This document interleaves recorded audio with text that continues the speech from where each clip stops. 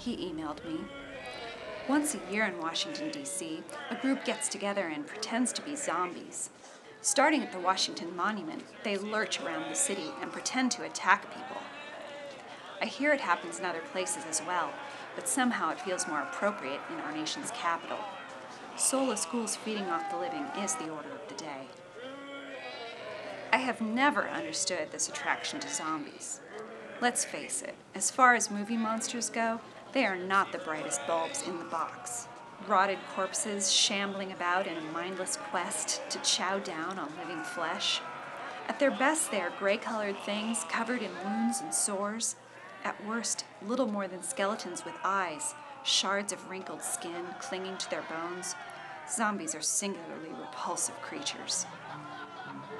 He emailed, "Now, vampires, that I get. To live forever, youth intact, bending beautiful women to your will.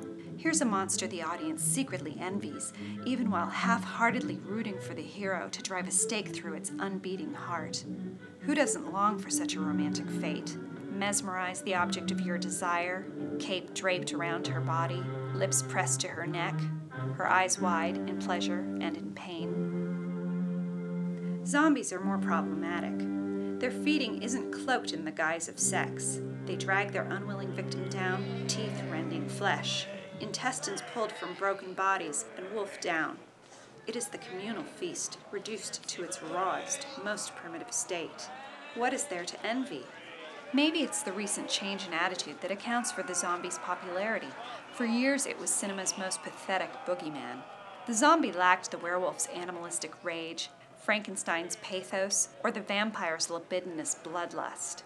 It was a being with no will of its own, a pawn to the machinations of its voodoo master, doomed to toil away in sugar mines or kidnap the swooning heroine at the behest of a lecherous Bela Lugosi. The movie monster version of a workaday drone. He emailed, "In 1968, all of that changed.